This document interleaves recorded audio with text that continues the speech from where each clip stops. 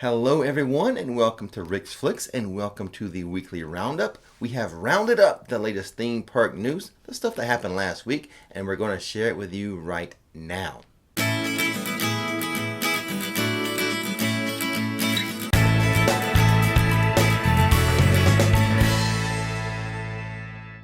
We'll start with Disney World, as Disney World is about to relax its face covering rules for fully vaccinated guests. Face masks will be optional for fully vaccinated guests in most areas starting June 15th.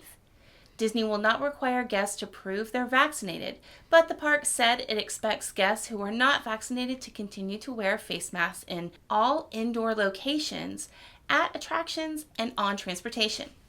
Pretty much the places that will require all guests to wear face coverings is on Disney transportation, including Disney buses, monorails, and Skyliners.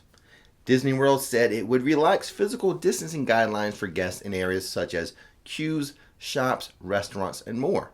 But some experiences would still be operating in a limited capacity or temporarily unavailable. In essence, for fully vaccinated guests, things are back to normal for them as far as the face coverings, except those transportation modes. Boo Bash is the Halloween event that is taking the place of Mickey's Not So Scary Halloween Party this year. That's right. It's going to be on, select nights, 23 select nights. Yes, August 10th through October 31st, but not October 31st because it's sold out. But Well, the event is still going on October 31st, which is Halloween. that's true. But Okay. you have to already have your tickets for that night. Woo! Sold out quick. Last week, Universal Orlando was testing a new security system called Open Gate. Yes. It's one of those contactless security systems where you just walk through it. Not like you have to empty your pockets and put stuff in a bin, or you have to put take off your backpack and put that into a bin. Right, exactly. Kind of what you've seen at Disney Springs and at a lot of the Disney World parks. Yes, you as just well. walk right through. I used it a couple of times last week. Yes, you did. It worked very nice.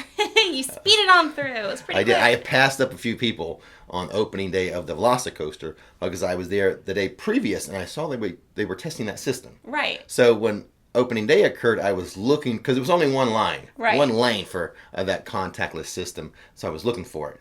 And I found it, and I bypassed a lot of people using the contactless system, which shows you Smart. how much faster things would be if they would go with one of those systems. This is the second one they've tested this year. Okay. So hopefully they're getting close to make a decision and what vendor they want to go with that contactless system. Yeah. What else happened at Universal last week? Was there any other news from Universal last week? Can you think of anything? Makes me wonder. I don't know. Well, the Velocicoaster opened. It officially opened. Officially opened. Had its opening day. I was Okay. going to say grand opening, but yeah, it wasn't so grand. Unless you really love churros. And you really love free churros. Then it was pretty grand. Well, they had the Today Show there. They did. Kenan Thompson was there. He's on Saturday Night Live. He's been doing a lot of promotional stuff. Yeah, he does for the Universal. Whoa commercials. Find Your Whoa. Yeah. Stuff like that. And everyone who rode opening day got a free churro. They did. That's a little inside joke from Universal because for months we saw a roller coaster being constructed. They would not acknowledge that. Instead, they would tease out, "Oh, it's just a churro stand." So they played off their own little joke. Yeah, they trolled themselves They trolled us. by handing out churros, which I thought was very clever. Yes, I like the good sense of humor. I don't know if you follow them on Twitter. I'm not usually on Twitter. I usually see like a retweet or like someone else commenting on it. Or But IG. But they are quite silly and fun and lighthearted on that Twitter account. I appreciate that. I appreciate that. But I've already done a lot of videos on the Velocicoaster. Yeah. So I will leave a link to a few that I think maybe you should watch if you're interested in going to Universal and riding that coaster. In particular, I have one, Everything You Need to Know. Yeah, a Wikipedia. A Wikipedia. So go check that one out if you haven't already. I will leave a link in the description box. Now on to Busch Gardens news. Their fireworks show is now offered nightly. The end of the night fireworks show called Spark is going to be offered nightly through what date? August 8th? August 8th. Yes, through August 8th. Now, previously it has been sporadic. And I think after August 8th, it's going to be a Friday, Saturday, Sunday thing? Yeah. But for now, until August 8th, Spark, the fireworks show, will be nightly. We should probably go see it before it ends on September 6th. We should. Yeah. SeaWorld Orlando, Busch Gardens' sister park, will also be doing a nightly fireworks show. Theirs is called Ignite. Right. And it goes June 18th through August 8th. Mm-hmm. And while we're on the subject of day-ending or night-ending shows, Universal Orlando has been running its Cinematic Spectacular, along with an Olympic fountain show as well. Yeah. To honor the Summer Olympics. Now, Disney World. Disney World has not brought back fireworks yet. There's been some talk about it. I believe, now this is me, just a personal belief, that they will bring back the fireworks in early July. Okay. I really believe they will have fireworks back for the 4th of July. Oh, that'd be awesome. It's just a hunch, just a gut feeling. But once that happens, then we'll be, all the nighttime shows and stuff should be pretty much back to normal at the Orlando parks. Epcot's International Food and Wine Festival will be starting July 15th. New booths set to open with the festival next month include Brewing, Rotunda Bistro, Swanky Sauce Wine, and the Tangerine Cafe. And then starting on October 1st, new bites hitting Epcot will include a Kenyan Marketplace, Lobster Landing, and Mac and Eats. This year's International Food and Wine Festival runs for 129 days between July 15th and November 20th. That's a pretty long run, isn't it? It is. I remember that Food and Wine being early, late summer, early fall. Well, this They're one's really running it long. 129 days. Wow. I did like the sound of the Lobster Landing, though. That was pretty cool. Got to keep that one in mind. Here is a Disney World rumor that is gaining traction. Oh, do you need my alert? I'm looking at you, aren't I? Oh my god, I didn't know that was coming. Wow. Rumor alert! Yeah, I keep you on your toes. But the rumor that is gaining traction is Fast Passes, or Fast Pass Plus, I guess was the official name of it, going away forever and being replaced by a pay system called, Lightning Pass, I think is what it's called. Really? Yeah. Now, I predicted this a long time ago. You did. Before all the rumors. Just because it's financially it makes sense for a company. Well, I felt like all the changes Disney had to go through for the pandemic was an opportunity for them to change some of their operational procedures for good. Yeah, hitting that reset button. Oh, let's wipe this slate clean and come up with something completely new. It kind of gave them a chance to do that. Yeah, it did. Take advantage of that. Yeah, and they did, it looks like. Universal forever has had the Express Pass system, which is an extra cost. You buy the Express Pass. Yeah. Whereas Disney gave you the Fast Pass Plus for free, but it was limited. You could pick 3 right away and then one after that, after you've gone through the Fast Passes. Right. I liked the Fast Pass Plus system. I like knowing when we would go, we had 3 rides guaranteed that we knew we could do in fairly quickly. Yeah. But now this is, I worked in the corporate world for a long time in finance departments. So I understand where they're coming from. This could be a big revenue source for them. Well, yeah, we just saw how expensive the express passes for Universal were. What, almost $400 per person? Yeah, on that particular day. That was insane. So Disney is going to jack up the price even more. Well, what they can do, now is they could maintain that reservation system, limit the number of people in the parks, but still increase revenue because they'll be making money off the Lightning Pass. You know who that hurts the most? Me? Annual pass holders. Yeah. That hurts us the most. Yeah, well, the Florida residents. I don't think Disney and Georgia and I don't want to say they care. They don't care about their annual pass holders, but they are not high on their priority list. I feel confident in saying that. Wow. So, but anyway, that is that rumor has been gaining traction again recently. No Fast Pass Plus being replaced by a pay system called the Lightning Pass, I think.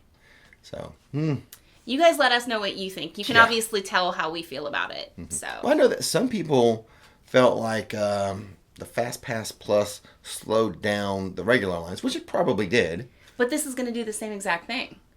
This probably, because I'm sure that a good amount of people will be buying the Lightning Pass. Yeah, they will. So That's crazy. anyway, that was the little rumor of the week. I wanted you to sound the alarm, and you did. So. I'm a little fiery about that decision. And now on to a channel update. Got some channel news. Yeah, this is kind of fun. This is better news. Finally, we have actually started the Rix Road Trip series. Yes. Actually, on Saturday. Saturday, we released episode 0. That's right, 0. It's not an official Rix Road Trip. It's kind of the background of building into the new series. Right, the backstory. But we did some things. So that was made available to patrons and channel members first. They Yes. got early access to that. Eventually, we'll release that episode to the general public. So you can just be patient, or if you wanted to, you could become a channel member or a patron. Because all of the Rix Trip, I'm sorry, do I even know the name of the series? I don't know. It's so new. It doesn't. all of Rix Road Trips There you go. will be released to the channel members and the patrons first. Yep. And this is one of those things where we're going to let evolve. We kind of have a plan for it, but we're not stuck in that plan. Right. We'll let it evolve. We'll see how it goes. So we're going to, for sure, release it to the channel members and the patrons first, and then we will release it as a series. The Rix Road Trips is a series on Rix Flix. Yes. Now, I think what we're going to do, we're going to repurpose your channel, and that channel will be like Rix Road Trips, or just Road Trips. Right. So Nikki Rocks will evolve into something a little bit different. Yeah, and I think because the type of videos those will be will kind of develop attract its own type of viewership. Right. Because it will be things not Disney, not Universal, but still like tourist related. So here's what I'm thinking. If it's very touristy, it for sure would go on RixFlix Yes. and the Road Trip channel. Now, if it's something that is not too touristy, let me break it down. Let me put it this way. Let's say on International Drive, I think it's still there, the indoor skydiving. Right. So that people who go to Universal, stay at Universal hotels, it's easy for them to get there. Yeah. So if we did a road trip to indoor skydiving, that for sure would go on both channels. But if we did a road trip to real skydiving, that would probably just go on the Road Trip channel, not on RixFlix. Real skydiving. Wait. Oh, yeah. What? No. I've got stuff in my head. Oh, what? And then another. You know how to lick the bites. Well, I would do it. He's hitting me and with Courtney. Me and my daughter Courtney. Okay. We're the adventurous ones. I'm not even. If you're not going skydiving. No, you I like to you don't preserve have the the fact that moxie I can we still have. walk. Okay. The moxie. We've got moxie. All right, Mister. I've got incidents behind me. All right. Well, let me give you another example. Okay. Of something that would not go on RixFlix but would go on the road trips. Okay. You might like this a little better. Okay. A road trip to Miami for a Miami Dolphins football game. Yeah. Not related whatsoever to any type of theme park or really tourism. Right. Would not be applicable for RixFlix, but would go good on the road trip channel. Okay. Gotcha. So, I think this coming week we're gonna film the official episode 1 of Yes. Rix Road Trips. I'm so excited. So episode 0 gets us all prepared for episode 1. Yeah. Fun. So there you go. There's multiple ways for you to view things. You can be a channel member, a patron, and make sure you have access to the road trips. You can wait patiently and have them show up on RixFlix. But you might also want to subscribe to the other channel. Right. So I'll leave a link to that channel as well. Okay. And it may not, stay that way forever. Like I said, this is one of those things we're trying it. This is our first thought as the way we want to do it. And we'll let it evolve. Okay. All right. Another channel update too is I've been talking a lot about the website. We're getting close. I've been working really hard with Jenny on that, getting some backfill of information for you guys on there. And we've been working on a lot of really cool new merchandise. So, and that will be on Printful. So if she can get it done in time, and because she's kind of handling the Printful side for me, we'll include that link in the description as well. Okay. If we don't, just keep... later videos. Yeah. We'll bring it up again. Exactly. No worries. Yeah. And now, on to questions and answers. Nikki, you have the questions in hand. Let's start with the first one. Okay. You don't want to start with the last one or the middle one? The beginning. No, then I'll get confused. Let's start with number 1. The beginning is a good place to start. All right. First one is from Cheryl. I was wondering what kind of backpack Nikki wears that fits in the ride lockers. Before you get going, okay, that's mainly a you question, but yes. There's like 2 type of lockers at Universal. The free ones, which are smaller, and then if you have like a big backpack, like your school backpack or some type of camping backpack, the big ones, there's larger lockers that I think are $2 to rent while you're on the ride.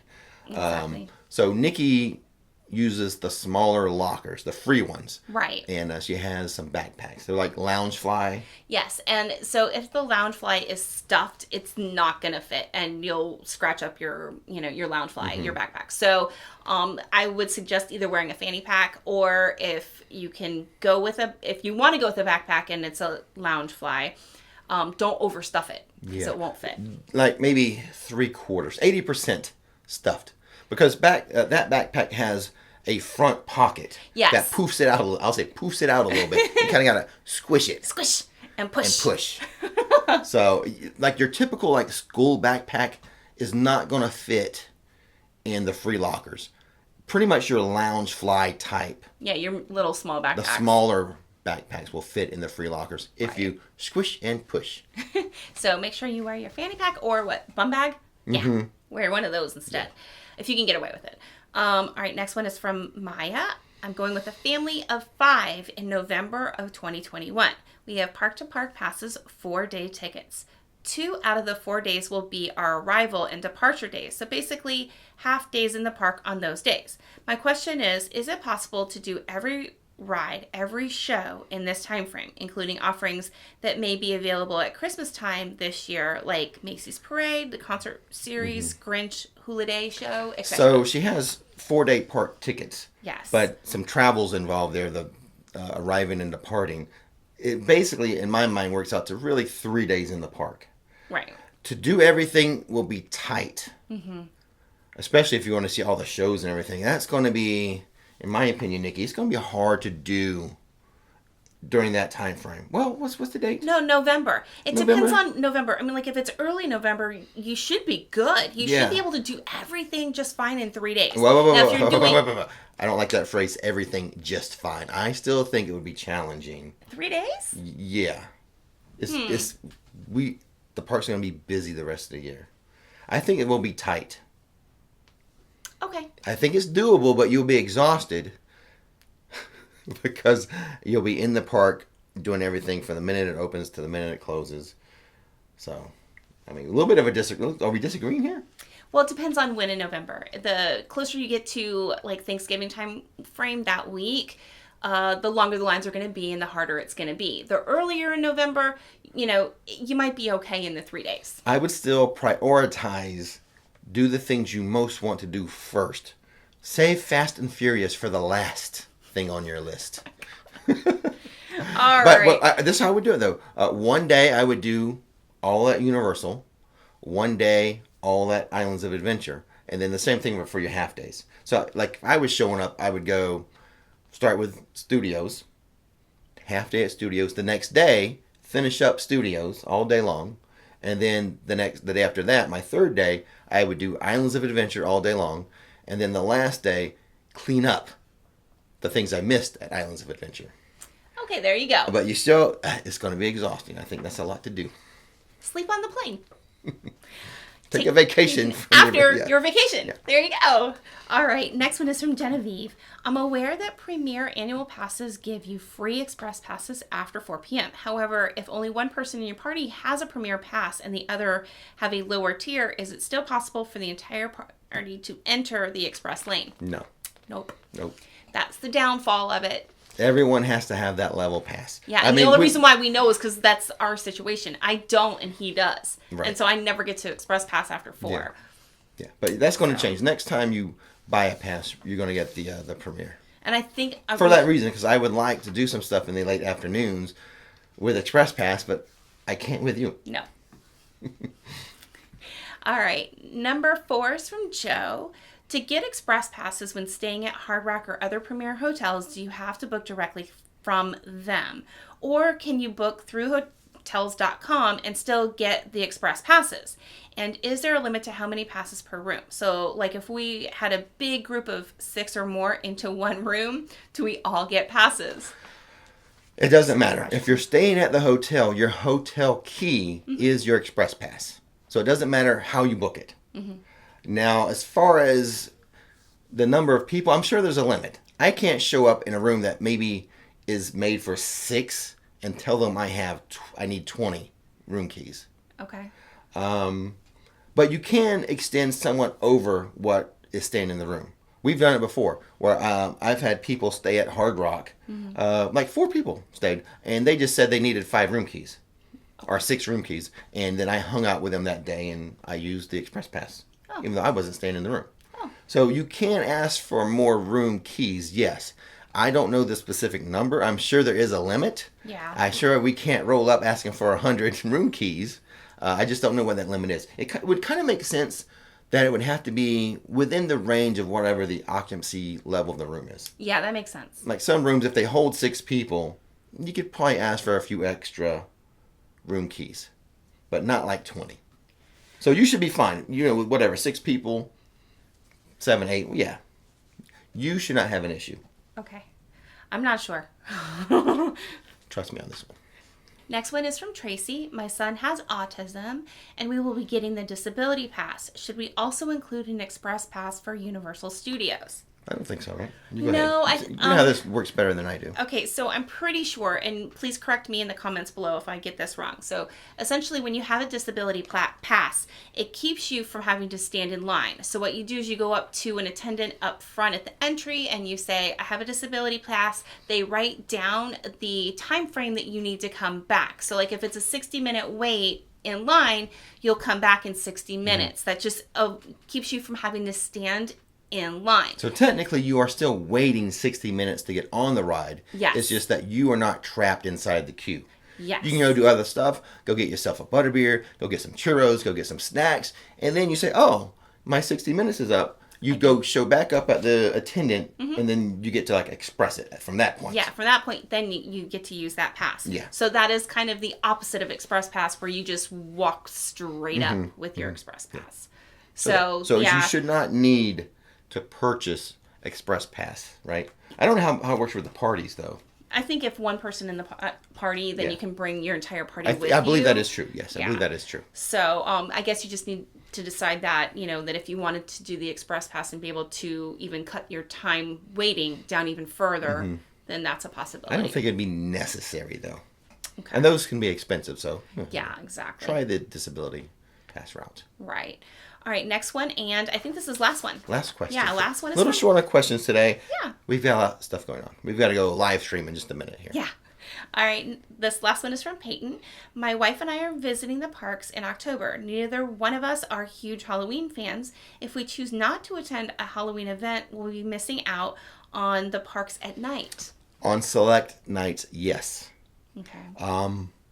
For example, Disney's Boo Bash and Halloween Horror Nights, and typically all of the Halloween celebrations, whether it be at SeaWorld, Busch Gardens, Disney, or Universal, are on select nights. That's true. So, on the select nights, of course, you would be missing out on the parks at night. Okay. Typically, that'd be weekends. All right, let me ask you this, though. If, say, Halloween Horror Nights is happening at studios, will Islands of Adventure stay open later? That's a good point. That's a good point. So then you just would choose the park that doesn't have that event going on. I'm glad I have you with me. Clean that up for me. Yeah, so you're right. She is right. So you would just be missing out on the park that has the event. Right. So HHN, as an example, is always in studios. So that night you would have to go to Islands of Adventure. Right. And check the calendar of park hours to make sure that the day that you're coming, you're covered. Right, because like I said, it's select nights. You might, the time frame you are there, you might be able to do the nightly thing at both parks. Yeah, exactly. Typically, it would be the weekends that you would most likely not be able to, because usually Halloween Horror Nights and those things would be on the weekends. And select days during the week. Yeah, yeah. So, yeah, there you go.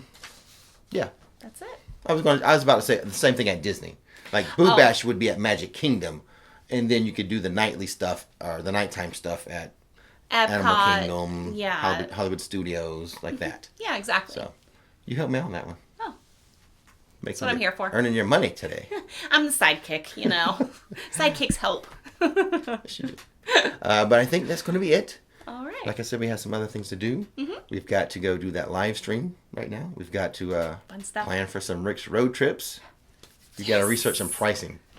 This is now the first thing we're doing. I am not pricing out skydiving. That's not going to happen. That's all I need. No, the episode 1, episode 0 aired, but episode 1 is going to be something I did a lot as a teenager. Mm-hmm. So, but I only did it from my point of view, not as from the point of view of other people. So we've got to gather some more background information for you guys. And he's got a story to tell, which he pretty much said it during the live stream. If you're paying attention, and he's like, "Oh, I'm just going to walk over here and say it," but the camera picked up the mic, picked up everything on this story, and I hate this story. The story is horrible. Well, another thing is why we need to research information is part of what we will do is canoeing through some springs. Mm-hmm. And when I was a teenager, I had a buddy who worked at the canoe place, so I didn't know what the prices were. I just showed up and said, "Hey, Todd," and Todd would give me a canoe. This is not the story, by the way. No, that's not it, but I'm just saying that's why I've got to research some stuff. I did things differently as a teenager. But anyway, I digress. We should just go and say the stuff you say. Dumb is the magic, dumb is the fun. Thanks for watching Rix Flix, and now it's time to relax.